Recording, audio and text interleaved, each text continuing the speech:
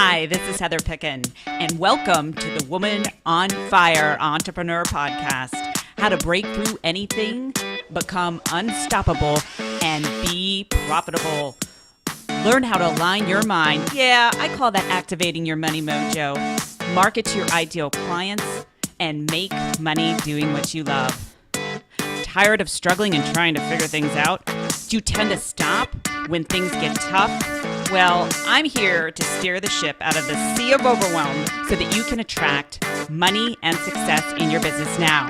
Grab your favorite beverage, let's fire it up, get inspired, and live life at your highest potential. Here's Heather with her co-host Chihuahua, Frankie Lee. Well, everyone, and welcome to another episode of the Woman on Fire Entrepreneur Show, now broadcasting not only on iTunes. So if you're listening to iTunes right now, you can watch the video version if you go over to youtube.com/Heather Picken. And I'm always excited to bring on, amazing guests that have talents in all different areas, from mindset, marketing, taking your business to the next level, talking about leadership and making an impact in the world. So I'm really excited to share with you my guest today. We're going to be talking about, and I love this topic, the power to manifest abundance and well-being in your life. I mean, who doesn't want that, So I love to introduce my guest, Rev Wallis Pattisonn. So thank you so much, Rev Wallis, for being my guest today. Thank you. Yes, it's great. I'm sure that we'll really enjoy it. Oh, yeah, absolutely. I love this topic. I could be talking all day long about this. So before we dive into some juicy things today, if you could share with the viewers that are watching on my channel or in iTunes a little bit about your background and your work and how you help people. Thank you, Heather. That's great. Well, look, I think I have a business where I help people. I do what I call intuitive counseling. I also do energy healings, which I'm very keen on, this whole area of energy and energy medicine. So I use, in my intuitive counseling area, I use tapping, which is EFT. So I do also a talk and a program around tapping.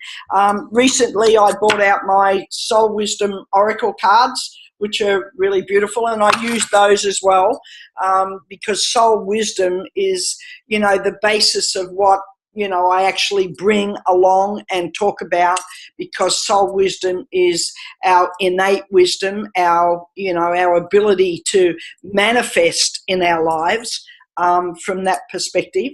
So, and my background, I came from many, many years ago. I came out of, more traditional businesses. I'm very entrepreneurial, so I'm an entrepreneur. I understand about people wanting to, do things with their life, or, have a passion, or, have something they want to follow.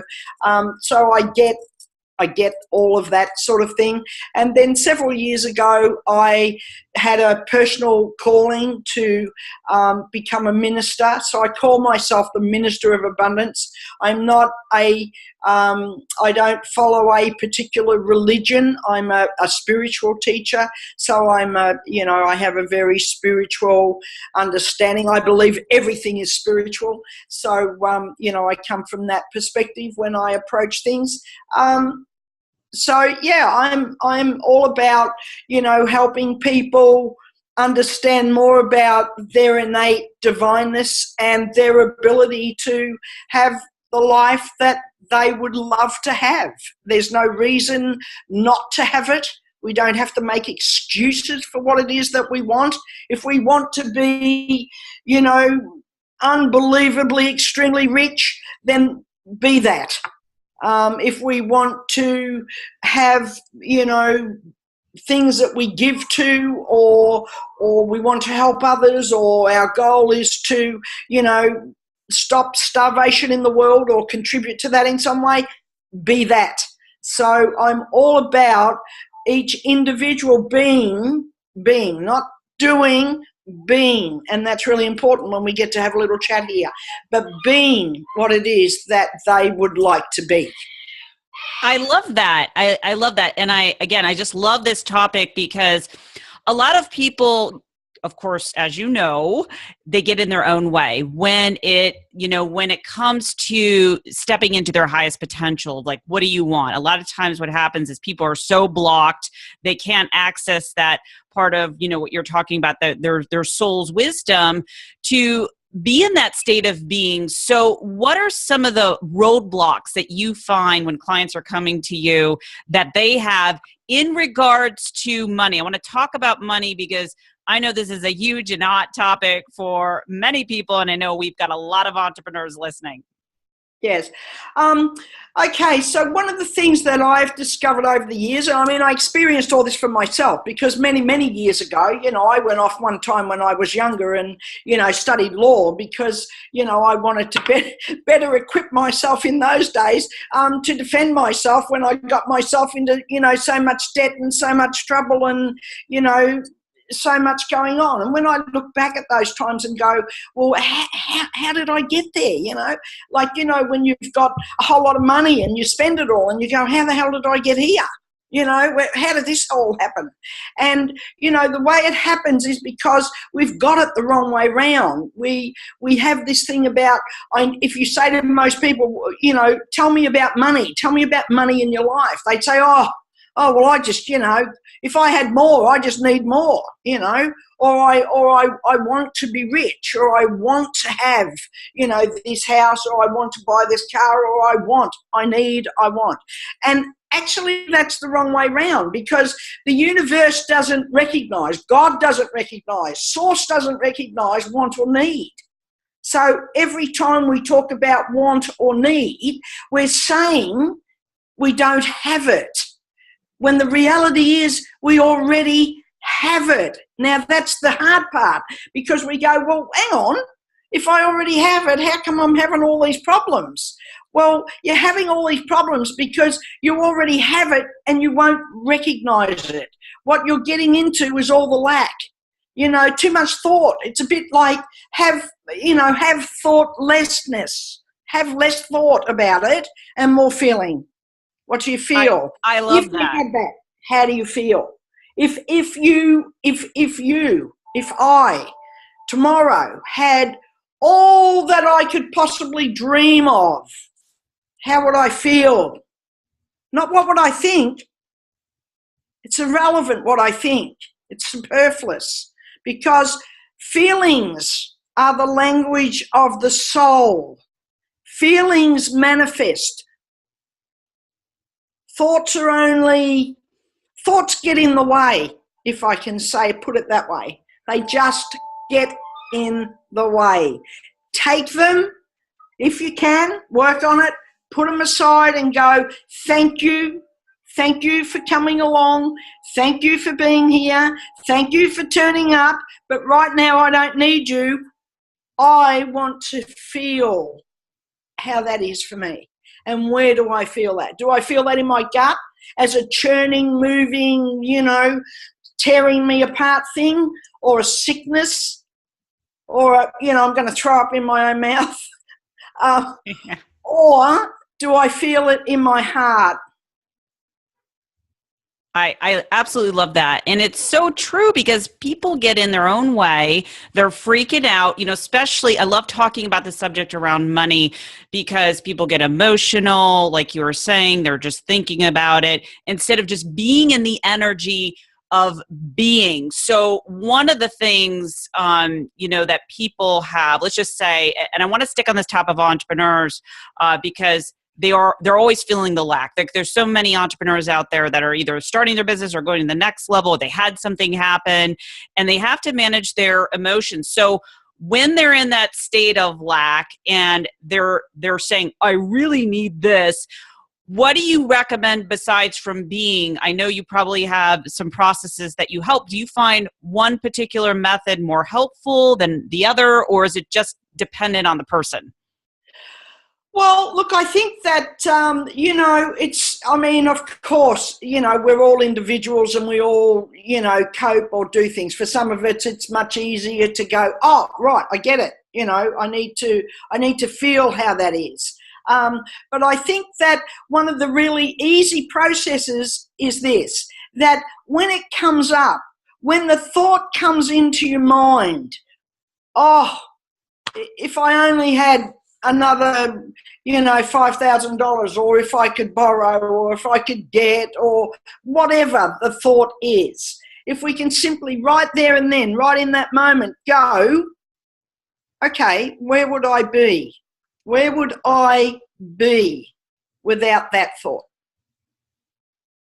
Right. Okay, good. So really, it sounds like one of the most important things that someone needs to do is really stop themselves, like stop the monkey mind, and really pause and ask themselves that question, because this lends to, I'm sure that you've heard this, the quality of your life is really dependent on the quality of questions that you're asking. So if you're going out there and just saying all these disempowering questions, like, why does this happen to me? And why don't I have any money? And how come? And, it's just flipping that emotional switch so that you're helping people to align them in that whole state of what you're talking about being. Now, what is your take on vision boards? I know personally, I've created a lot of them, and it's amazing. I was creating all these like little logos and being on TV. And about a month ago, I got on, a major network. So for me personally, they do work. And I was wondering what your thoughts are and the success stories that you've had with doing that or another process. Yeah, no, I think, I mean, what you've brought up is a good point. For me, I actually don't think, it's a bit like, if I can explain it this way, it's a bit like if you get an illness and you go to the doctors and the doctor gives you, some pills, or they give you something, and it may not be that you believe that that's going to help at all, but in the doing of it, in the getting of it, in the going to the doctors and the getting the thing, that in and of itself has you feel better about what you have, or where you're going with it, or how that's going to work out for you. Well, then you do it. If you don't feel that that's going to be any contribution to you, then you don't do it. So I relate that back to vision boards and, making affirmations and things like that. Those things in and of themselves, I'm saying, just my opinion, is they don't work. However, if the process of doing that has you feeling better, feeling that will bring to you, if that is the spark, if that is the what you need to bring that feeling up, well, then that's powerful. But in and of itself, without that, it doesn't have any engine. Right. Yeah. And I will say this, I want to add to, because like for me personally, I like the vision board idea. But also you got to take the action. I mean, you've got to create the inertia in the direction of, what you want to have. So when you're working with clients, and I know this is very different with each one, what do you find the timeline is for someone, and I want to focus on money, manifesting, let's just say a good chunk of change, or they're focusing on, attracting, 5 new clients to their business. What have you found in your experience has been kind of the general timeline for people? Well, I think, as you said, for each and every person, it's different. And my belief is, and I try and, I think pass on this to people or get them feeling this, is that all time is now. There's no such thing as time. Oh, it'll take 24 hours. It'll probably take you a couple of weeks. This might take you 3 months. La la la la la la la la la la, as I call it. That's irrelevant. What's relevant is that you feel able to bring that to yourself. And the minute you put yourself into that feeling state of feeling about that, feeling good about that, feeling it. You don't even have to believe it or not. You don't even have to believe it. You have to feel it. And when you can feel it, and what is that feeling? It's like I say to people, well, tell me how you feel about money. And they go, I don't know. I just feel, sometimes I feel, really overwhelmed. Sometimes I feel, and I go, okay, well, let's, where would you be without that thought? Tell me another feeling that you could feel about money, a positive feeling. Well, okay, well, I could feel, jolly or joy or wow, like for one moment, one spark, because I always call it the universal secretary. Makes notes of everything, even when you're driving down the road and you see a car, if you're into cars and you like cars, I am, then the universe, if you see a car you really like and you think instantly, oh, look at that, that's gorgeous. The universal secretary goes, okay, she likes cars, that's gorgeous. So when you're putting out for a car, all of it's there. All of it's already made note of. Everything is made note of. So when you're feeling all this negativity, it's all made note of. So what you're attracting back to yourself is all that. So if you want to make notes of as much positive stuff as you can. So absolutely. In manifesting things, you can have, you can go from, believe it or not, you can sit in your lounge room, never go out and market yourself to a soul in the world. Not do anything. I know this is a stretch, but you could not do any of that and just simply move, just simply be in this space of knowingness that you will have what it is that you desire. Now, I always suggest to people that, have some doingness, create some action, but make sure that anything you're doing is around who you're being. Okay, I'm being abundant and attracting wealth. Be that. In everything you do, be abundant.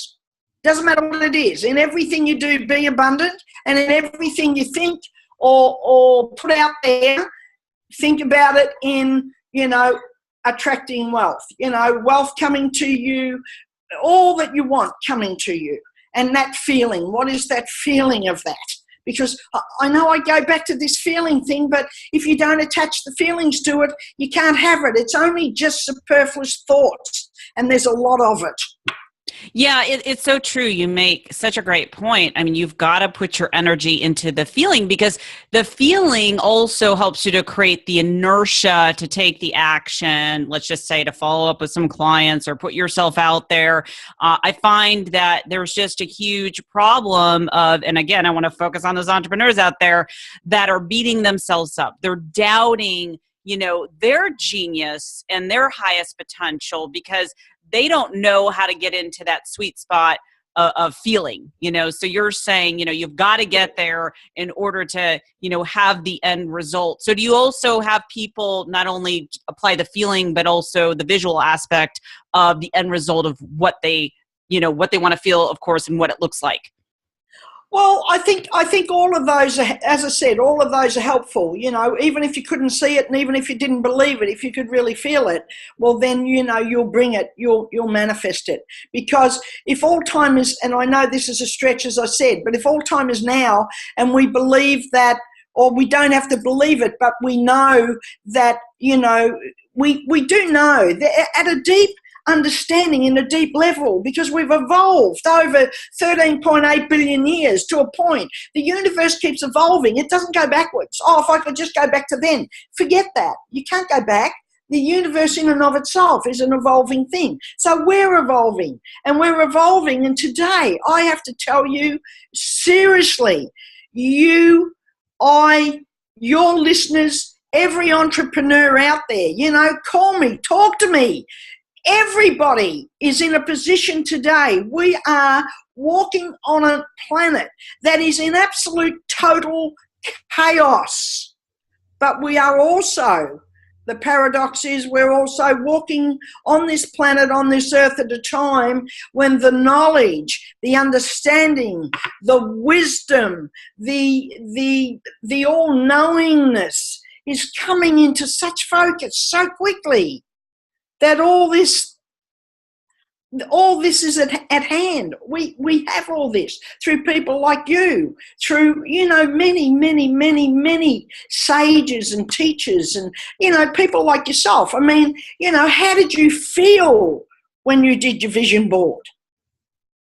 How did I feel personally? Oh, very, very connected and inspired. I've been creating my vision boards for years. And when I first did one, I'm like, I don't know if this is really going to work, but I'm going to be in this playful energy. So yeah, my feeling, I was connected. I didn't know how, like you were saying, you don't necessarily have to believe, but I just kept focusing on what I wanted. There was little bumps and challenges along the way. And so, yeah, it's so true. Absolutely. Yeah. And what you've just said to me is that, you weren't sure if it would work. So there's the belief. Call it anything you want. Oh, I just didn't know if it would work. Well, that's belief. So you didn't know if you believed it, but you knew how you felt about it. And you felt joyful. You felt those things towards it. So what I'm saying is that if that vision board, whatever that is, pictures on your fridge, whatever it is, if that thing brings the feeling to you, you don't have to believe whether it works or not. It's irrelevant, as you pointed out. And you've already said, that, it worked anyway, whether you believed it or not. And that was the point I was making earlier. And sometimes when you say that, people go, well, how can that be? But that's too much head stuff. Come back. Get back into our heart. The heart is where the soul resides there, all-knowingness, the soul brings with it infinite wisdom. It will take and create infinite wisdom. It is an all-knowing. It's all connected to all past, all present, all future. So if we have that resides with us. Whether we believe that it resides within us, but most people believe that when we die, our soul goes on. So if we really honestly believe that, then what do we have at hand to help us with this conundrum of wealth? Absolutely. And I love that. I want to go. Yeah. I want to go back, Reverend Wallis, to an earlier conversation where you were talking about, the chaos and then the other side. I think this is so important for people to kind of get this because we are living in some changing and challenging times, however you want to perceive it. There is one side of people that are really fearing, especially here in the U.S. with, the new election coming up. People are freaking out, the economy, so you've got everyone on this side really, just going crazy. And then this other side of transformational specialists like myself and you as well, that are saying, wait a minute, you can have what you want. You can have a slice of this, big juicy pie, if you will. And so how do you help people to really kind of shift from, because I really feel you have to come from a balanced perspective, seeing both sides and then, working in that state. But if you're too one side, like if you're too negative and feeling all the doom and gloom, how can you help people to make those baby shifts? Because if they're freaking out, it's going to be really hard for them to kind of step into that place of, oh, I feel like everything is great now. Okay. So what I work on with people, or what I would work on with people, and part of what I put out there with people, even in conversations, is that that whole two-side thing is really, really important, Heather, that you brought that up, because that two-side thing is the bottom line. It's the crux of everything. And the reason I'm saying that is because the side where you're freaking out over the politics, you're freaking out over all that stuff, that's your ego. That's the ego hanging on to what the ego knows and what the ego has been fed to understand. And it's a self-preservation thing. The ego is our ego is there to preserve us, to stop us from stepping off the curb and being hit by a Mack truck, or, falling off a cliff when we should be pulling up. Going into too deep a water when we can't swim. I'm not saying the ego doesn't have its role, it does, but it shouldn't be playing a role in this whole area of keeping us grounded and keeping us in this dependent state of our lives are linked to and are reliant upon politics, politicians, financial institutions, blah, blah, la, all that, right? That's the ego, scared out of its wits of change. Over here, on the other side you were talking about, is our 13.8 billion evolvement to who we are today, and realizing and understanding our ability to manifest our own lives in our own way. And the ego goes, don't put me there, I'm scared. And that's the point. So, and on a practical view for the entrepreneurs that might be listening, I want to say this.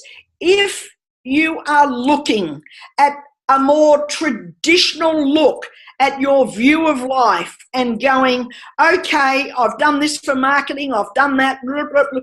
Let me tell you this, and you can quote me on this, and I'm sure in the next you don't even have to wait 5 to 10 years anymore. Things manifest themselves on the conveyor belt as they roll by in a very short space of time. In the next short time, we will see an enormous, and it's happening already, there's a groundswell. We will see an enormous, powerful emergence within our communities, and communities of people, communities of entrepreneurs dealing with one another, creating their own economies, will be so powerful in the future that this whole dependence on governments, institutions, I mean, you see it. It's not rocket science. Take a look.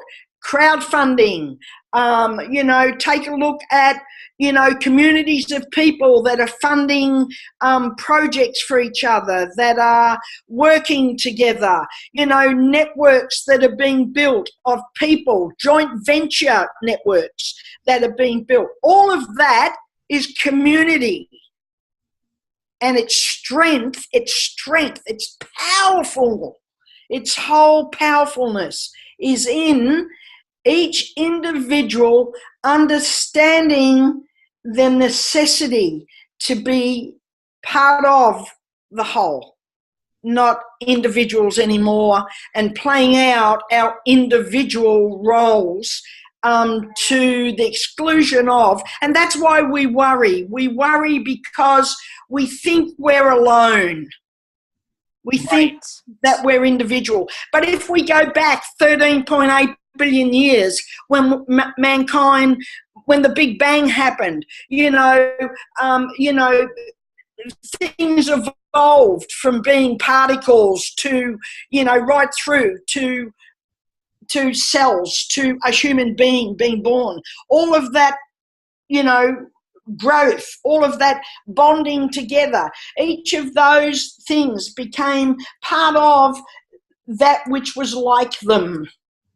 So particles bonded to become eventually molecules, to become atoms. Atoms bonded with other atoms of likeness to become cells eventually, molecules, and then cells. Everything bonded in its likeness to one another for this evolvement. Don't exclude ourselves from that evolvement. We've been here on this planet 1 minute. We're learning to be part of the whole. We're learning to be part of one another. And in that learning to be part of one another, this community is building. I'm on this program today because you put out something, you were of like mind to me, and I responded. So if I'm talking to entrepreneurs, I have to say to them, search out, link up with, communicate with, bond with all of like-mindedness.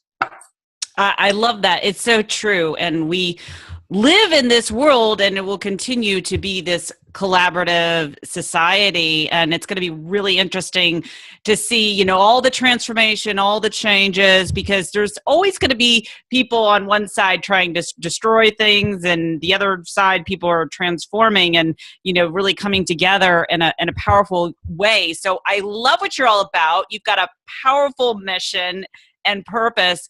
And Reverend Wallis, before you leave today, where can people learn more about you and your work? Okay, I have a website which is called Rev Wallis, R-E-V, Wallis, W-A-L-L-I-S.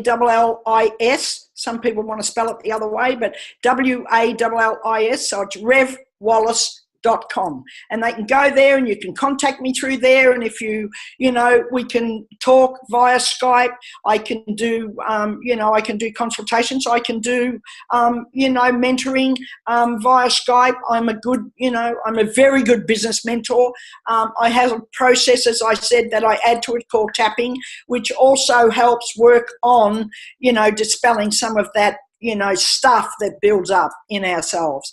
But absolutely, I'm all about abundance, and I'm all about money myself. So, and I don't make any excuses for that. I think it's time we stop making excuses for, maybe the trip we take. Oh, that trip. Oh, well, the brother-in-law or the sister-in-law got me a cheap ticket and blah, blah, blah, blah. Who cares? Don't get into it. You don't have to make excuses for the fact that you just had a fabulous trip. Somebody comes to dinner and you have a fabulous dinner. You don't have to say, oh, well, we must do it at my place next. You don't have to make excuses for something that you've gotten that's wonderful and makes you feel full of joy and full of, you didn't turn around a few minutes ago and say, oh, yes, I put out for it and I got on the radio station, but. You just simply said, I put it on my board, I got it. Absolutely. I love that. And I'm enjoying it. Thank you so much, Reverend Wallis. And for those people that are watching and listening, if you go into the show notes, you can get more information about her, and there'll be a link to her site so you have direct access. So thank you again for being my guest today. Most welcome. Thank you so much for having me. Bye-bye. Bye-bye. And I want to thank everyone that's watching or listening to, be in that abundant mindset, actually be, as Reverend Wallis was talking about, and live an inspired life, because after all, aren't you worth it? Until next time, this is Heather Picken. Take care. So if you found this show to be helpful, please hashtag WOFE, that stands for Woman on Fire Entrepreneur, and subscribe to this show in iTunes and leave me a review. I want to know how these shows have helped you. I also want to know the number one thing that you're struggling with the most in your business. Every week, I give away complimentary sessions to help you get it clear on your next steps and to activate your money mojo. You can learn more about my work if you go to www.heatherpicken.com.